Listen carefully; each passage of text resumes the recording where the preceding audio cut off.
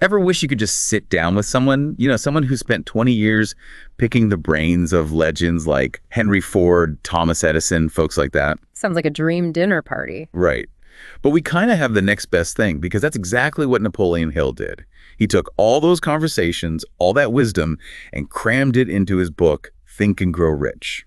Which, by the way, was published back in 1937, right in the middle of the Great Depression. Talk about timing. People were desperate for hope, for a way out, and here comes Hill with this book that basically says, your thoughts have the power to change your reality. It's a message that still resonates today, even if some of Hill's methods seem, well, a little out there. Definitely. Like this whole idea of burning desire, he says, forget hard work. It all starts with wanting something so badly it consumes you. And he really hammers this point home with the story of R.U. Darby, the gold prospector. Oh, yeah. The guy who gives up on a gold vein just 3 feet from striking it rich. Can you imagine the frustration, all that work, all that digging? For nothing. It's enough to make you want to give up on your dreams entirely. But that's exactly Hill's point, isn't it? Yeah. It's not enough to just start something. Yeah. You need that unwavering belief, that burning desire we talked about, to keep you going even when things get tough. Because let's face it, obstacles are inevitable. It's how we choose to respond to them that makes all the difference. And this is where Hill introduces this other big idea, the mastermind. The idea that surrounding yourself with brilliant minds can elevate your own thinking. He uses Henry Ford as his prime example. Right, Ford, who, by the way, didn't have much formal education to speak of. But he forms these incredibly close relationships with guys like Thomas Edison, Harvey Firestone innovators, really. It's like he created his own personal brain trust. Exactly. And that's something we can all learn from even today. Absolutely. Surrounding yourself with the right people, people who challenge you, inspire you, push you to be your best, can make all the difference. So we've got this burning desire. We've assembled our dream team of mentors. What's next on Hill's roadmap to riches? This is where Hill gets surprisingly practical. He says, okay, you've got this grand vision, this burning desire. Now you need a plan. Because daydreaming about being rich isn't going to pay the bills. Exactly. And this is where he shares the fascinating story of Dr. Gonzalez, a preacher who desperately needed $1 million. $1 million back in the 1930s. That's like winning the lottery. It was a huge sum of money. He needed it to build his dream college, but he didn't have any wealthy benefactors just waiting to write him a check. So what did he do? I'm guessing Think and Grow Rich wasn't a bestseller yet. Well, this is where it gets interesting. So instead of focusing on how he was going to get the money, Gonzalez focused on what he was going to do with it. He had this vision for the college, the kind of students he wanted to help, the impact it would have. And he poured all of that into this incredibly detailed sermon. So he basically turned his fundraising pitch into a Sunday sermon. Exactly. He rehearsed it, refined it, lived and breathed that vision until he could practically taste it. And then, and this is the part that sounds like it's straight out of a movie, he delivers this sermon to a congregation that just happens to include a wealthy philanthropist. Get out of here. You're telling me this guy just wandered into the right church on the right Sunday? Talk about divine intervention. Yeah. But here's the thing. The philanthropist was so moved by Gonzalez's passion, by the clarity of his vision, that he wrote him a check for $1 million on the spot. $1 million, just like that. Okay, now I know this is a Hollywood movie. Right. It's an incredible story.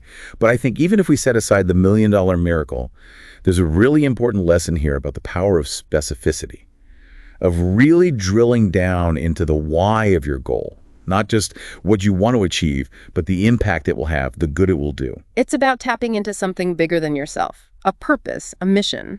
Exactly. It's not just about chasing money. It's about aligning yourself with something meaningful. And that kind of clarity, that sense of purpose, can be incredibly motivating even when you face obstacles, which, let's be honest, we all do. Speaking of obstacles, Hill doesn't shy away from the big, scary ones. He talks about what he calls the 6 ghosts of fear. Ah, yes, those pesky ghosts. Poverty, criticism, ill health, loss of love, old age, death. He really went there, huh? He did. And I think it's easy to dismiss this as a bit dramatic, but when you think about it, these fears really are at the root of so many of our hesitations and insecurities. I mean, take the fear of criticism, for example. How often do we hold back from going after something because we're afraid of what other people might think? Oh, all the time. It's that voice in your head saying you're not good enough, you're going to fail, everyone's going to laugh at you. Exactly. And Hill actually shares this really intense anecdote about interviewing a man who's about to be executed. He's struck by how this man, facing his own mortality, is able to eat this huge last meal with absolutely zero fear or regret. Wow! I can't even imagine. Right, it's a pretty stark example. But Hill uses it to highlight the power of decisiveness, of accepting your fate. In that acceptance, the condemned man had conquered fear. It's like that old saying, worrying is like praying for something you don't want. Exactly. Fear often thrives in that space of uncertainty, of indecision. So how do we combat it? Hill argues that knowledge and action are the antidotes. The more we understand our fears and take proactive steps to address them, the less power they have over us. So we've covered desire, the importance of surrounding yourself with the right people, turning those vague dreams into actual plans, and facing down our fears. That's a lot. It is. And believe it or not, Hill's got even more to say, like this whole idea of sex transmutation. And I'll be honest, this is where his thinking is very much a product of his time. Yeah, this is one of those sections where you definitely need to put on your historical context glasses. Right. He's essentially talking about harnessing sexual energy and redirecting it towards achieving your goals. Yeah. Which, Not exactly something you hear in a lot of self-help books today. definitely not. But if we could look past the language, I think there's actually a valuable insight here about channeling your passions that drive, that intensity we've been talking about, and using it to fuel your ambitions, your creativity, even your relationships. So instead of think and grow rich, it's more like channel your inner drive and grow rich. There you go. It's about recognizing that energy within us and finding constructive outlets for it. Makes you wonder what Hill would think about all those self-help gurus who tell you to take a cold shower every morning, huh? It's funny. We've talked about desire, planning, action, but Hill also throws in this other element, this intangible force. It's almost like he's acknowledging there's more to it all than we can explain. Isn't that a little bit of magic, right? Exactly. And he doesn't really define it, but you get the sense he's talking at those moments when everything just seems to align. Right place, right time. Like when an athlete visualizes winning a game and then goes out and actually does it. Yes. Is it just mental preparation, or is there something else at play, some kind of cosmic energy we tap into when we truly believe in ourselves? Hill doesn't give us a straight answer, which I kind of love. He seems to suggest that when we get our thoughts and beliefs and actions all pointing in the same direction, something extraordinary happens. It's like tuning into a radio frequency. You need the right mindset to receive the message. Well, we've covered a lot of ground in this deep dive. We've got Hill's burning desire, the power of surrounding yourself with brilliant minds. Don't forget turning those dreams into actual plans. Oh, right, and staring down those 6 ghosts of fear. It's a lot to process. It really is. But I think if there's one big takeaway from Think and Grow Rich, it's the idea that we have more control over our destinies than we often think. Even if we can't control every single circumstance, we can control how we respond to them. Exactly. It all starts with our mindset, our thoughts, our beliefs, our attitude. So, here's something to think about.